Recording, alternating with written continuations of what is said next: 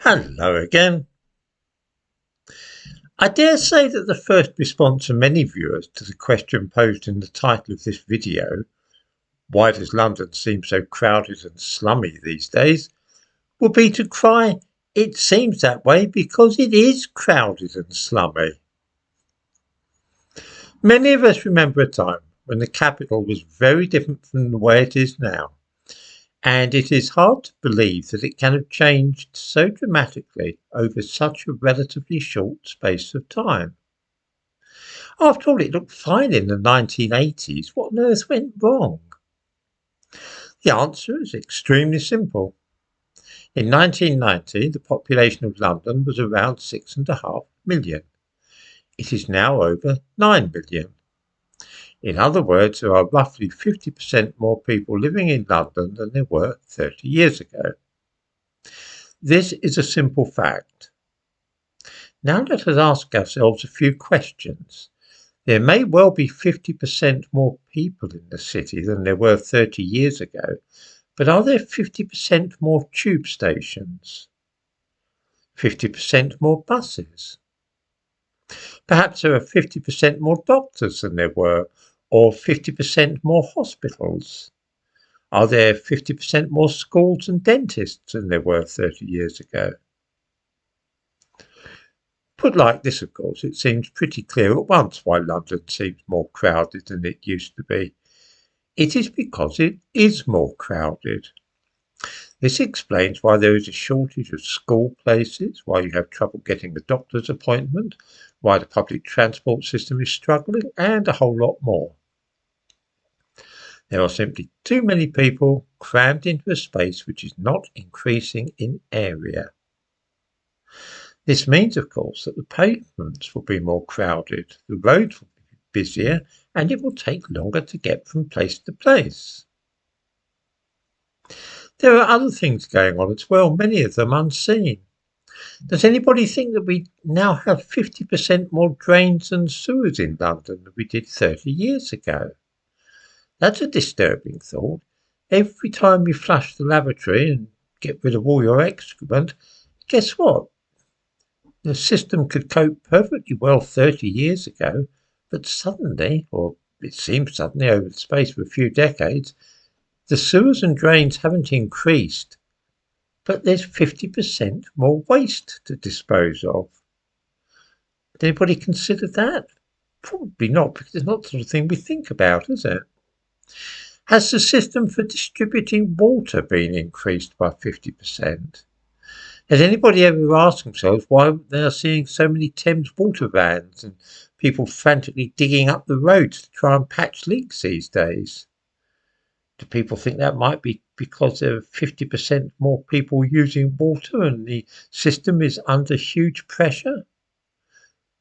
Does anybody think there are 50% more reservoirs in London than there used to be? 30 years ago, it was agreed by everybody that housing estates of tower blocks were a terrible idea. They were associated with crime, juvenile delinquency, miserable and lonely people. Various experiments were carried out with rats, cramming them into unnatural conditions, and it was found that they went mad and started killing each other and killing their babies, that the mothers neglected the baby rats under certain conditions.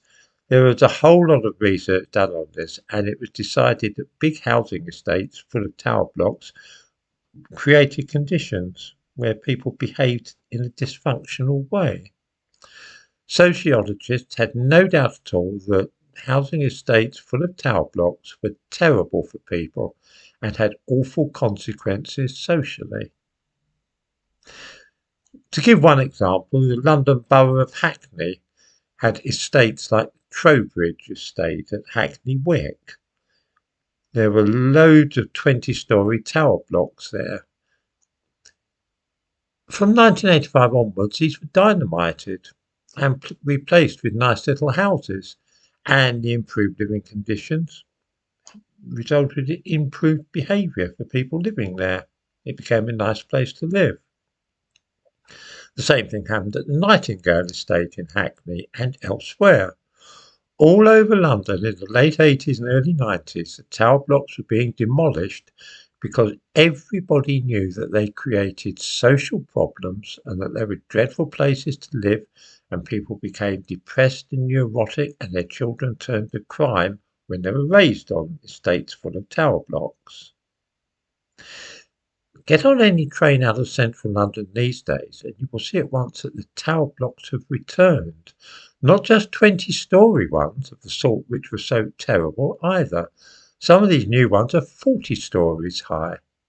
Get a train from central London, say from Victoria Station or from Liverpool Street, and just see what you make of the sight. Endless rows of huge tower blocks, 30, 40 stories high.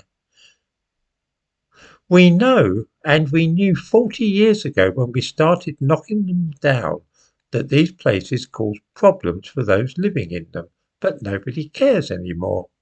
So fast is the population of London growing that the only way to house people is in these dreadful places.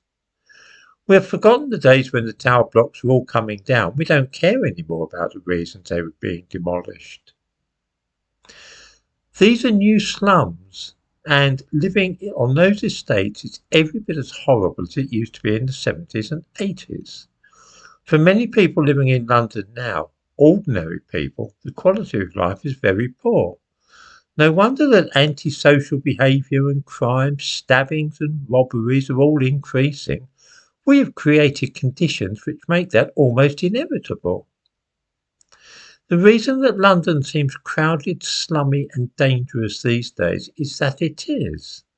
We have deliberately made it so by cramming ever more people into the same area and giving them living conditions which guarantee that they will be neurotic and unhappy. We have turned the city into a giant slum, and we're continuing to do so.